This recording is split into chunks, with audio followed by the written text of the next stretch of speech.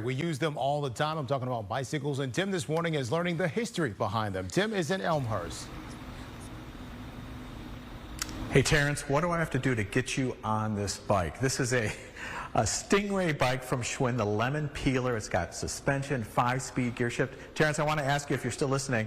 This was built back in the 60s. What do you think these were going for back then? You were really the king of the hill if you had these. You were the top dog, the big cheese. What do you think? 30 bucks, 30 bucks, 40 bucks?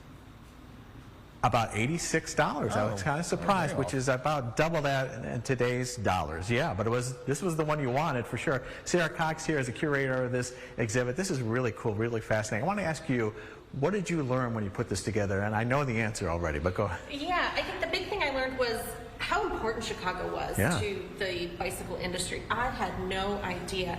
I mean, being next to Lake Michigan, being a great hub for railways really helped make bicycles more accessible here in the Midwest. I mean, starting in 1890, the beginning of the bicycle boom, there was about 13 bicycle stores. And then by 1895, there were 300, and then nearly 400. 400? Yeah, there was a huge number of manufacturers and bike sellers.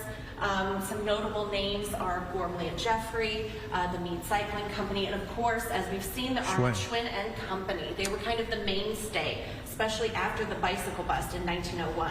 Okay, and so you got kind of the local angle here. You're the Elmhurst History Museum. You've got a resident of Elmhurst who is in the Guinness Book of World Records for traveling to, what, more than 200 countries. Tell me about Mr. Rosdale. Mr. Rosdale was kind of the inspiration behind our exhibition.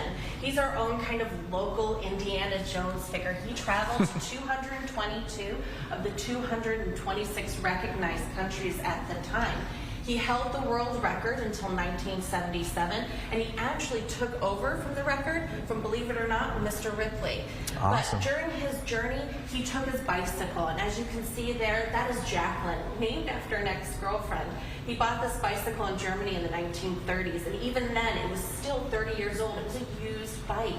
And so this wonderful artifact that we have here, which is owned by the Elmhurst History Museum, really tells a great story, and it was a great jumping off point for this exhibition. And he named the bike Jacqueline after his ex-girlfriend, which is kind of a little detail that's very cool. So to find out more, elmhursthistory.org, and this is going to be here until September 17th. We'll be back with more coming up.